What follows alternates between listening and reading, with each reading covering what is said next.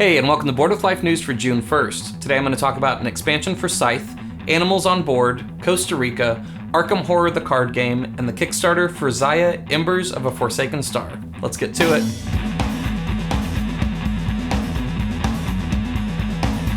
Hey, I'm Chris. Welcome to Board with Life News.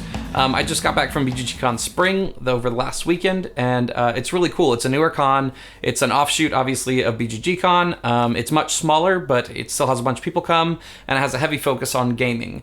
Probably the coolest thing they do is they bring in a bunch of the Spiel des Jahres judges and people on that committee or whatever it is, as well as a bunch of the Spiel-nominated games, all of the Spiel-nominated games, and they teach you how to play them, which is great, because a lot of them aren't out in the US yet, or might not come out in the US when it comes to like the Kinderspiel. So that was really, really cool, and I got to play every single Spiel, Kinderspiel, and Kinderspiel nominated game that I hadn't already played, so I'll probably be doing a vlog in the coming week or so where I give you my thoughts on all of that stuff, so definitely subscribe and stay tuned if you're interested in that. Some other stuff, I was on the Low Player Count If You Buy One Game podcast. Low Player Count podcast once a month does If You Buy One Game. They get a bunch of contributors for Around the Hobby, and we recommend what game you should buy. This month's theme was Bruna Cathala games, so definitely go check that out if you're interested in that. It'll be linked below. Keeping with podcasts, our Dungeons & Dragons podcast, where I play Dungeons & Dragons with the cast and crew of Board with Life, the web series that I helped to create, is going strong, so definitely check that out if you haven't already. Again, links below. And finally, the Board with Life crew is going to be doing a Gen Con event. We're going to be playing Speed D&D. I don't know exactly what that is because Donald won't tell me, but it'll be a crazy, frantic, weird thing where you get to watch us play D&D with some special guests and stuff like that. It is Thursday at 1 p.m. at Gen Con, so if you're going to be there, definitely buy tickets. Again, links below. There aren't a whole lot available, so jump on it now if you're interested in that. Okay, board game news. We got news that Scythe Invaders from Afar will be the first expansion for the wildly popular Kickstarter game from Stonemaier Games, Scythe. This is going to add 2 new factions, which will include 10 new minis, 62 wooden tokens, and 2 new player mats. So this can expand the game from 5 players to 7 players, even though it's not super recommended. It's more to just have a more variety of playing different factions.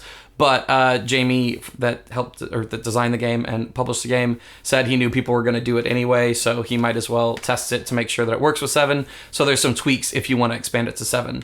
It is $30, and it's going to have a retailer-focused pre-order system, so it won't be a Kickstarter game.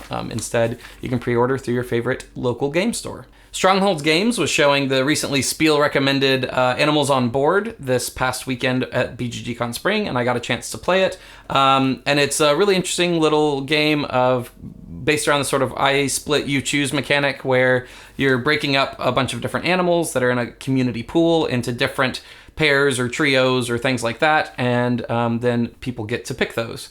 It has some push your luck elements and kind of a shoot the moon thing where you want to get a whole bunch of animals, or you want to get one of animals, but you don't want to get 2 of animals because apparently Noah from Noah's Ark doesn't like when you also have 2 of an animal. But a fun little game, and I can totally see why it was Spiel recommended. Mayfair Games announced an American release of Costa Rica, and in this game you are explorers looking to collect sets of rare animals, but there's some push your luck where you don't want to be out exploring too long because somebody might go back before you do and steal all of your discoveries and things like that. It is for 2 to 5 players and plays in about 30 minutes, and they said it should be stateside in July. So, news of Arkham Horror the card game has leaked over the past week or so. Image was posted on Facebook and Reddit that seemed to be legitimate, that there is going to be an Arkham Horror the card game coming out from Fantasy Flight Games. It is going to be a 1 to 2 player cooperative game, which is what their Lord of the Rings living card game is right now that Fantasy Flight has. So there's some theories that it'll either be taking that over or just expanding on the same type of system.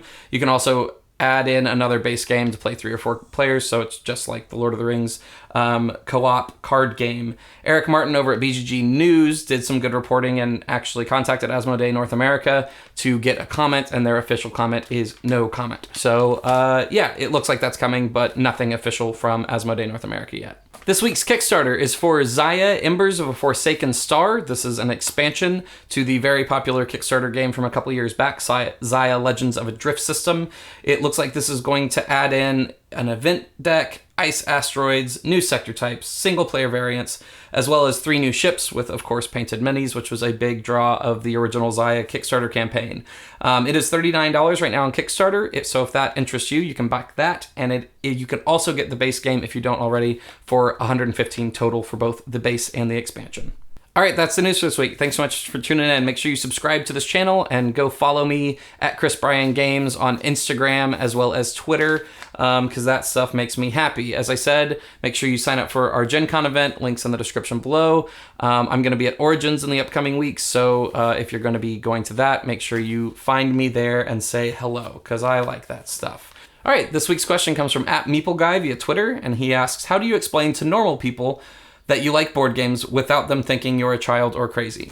I don't really have the problem that they think I'm a child or I'm crazy. More, my difficulty with it comes from trying to talk about a thing that often people don't know very much about that I know a whole lot about without it seeming like I'm talking down to them, which is a thing that I have just in everyday life as well, and I try to keep in check. But yeah, it's always difficult because people are often literally 100% unaware that our hobby even exists. And then they're very surprised. And they also come into it as opposed to a lot of things where it's like, if I found out that there was a big hobby on collecting, I don't know, weird dolls from France or something, I would come in not thinking I knew anything about that. Whereas board games, when people find out you're into board games, they come into it thinking they are aware of what types of board games we're into, right? And they go like, oh, like Monopoly. And then you already are like backtracking, going like, well, not exactly. Actually, nobody really likes Monopoly in the hobby. And they're like, what? So it's always a little bit hard to navigate. And what I do is generally, when people find out about it, I ask them if they've heard of Settlers of Catan. And usually they have, or Pandemic, or any of those. And then I have a little bit of foothold. And I go like, okay, cool. It's like, so Settlers of Catan came out in the 90s and blah, blah, blah. And there's this big boom and all that, blah, blah, blah, blah, blah. And then they're usually pretty interested, and I can kind of recommend them some games and things like that. So that's usually pretty good. I have trouble keeping it concise, because when I start talking about board games, I go on forever, as illustrated by every news segment you've ever watched. But yeah, so that's really good. If they haven't heard of Settlers of Catan, then I'm already in a little bit of a hole, because then I have to like explain what Settlers is, because I brought it up before I even go on to explain anything else. But yeah, it's weirdly a challenge sometimes, but it's good to evangelize the hobby, I guess, and it's a big part of my life, so pretty much everybody that knows me very well knows about it, and that's great, and I'm the guy they come to when they want to learn about board games. So that is the news for this week. Thanks so much for tuning in, and I will see you next week.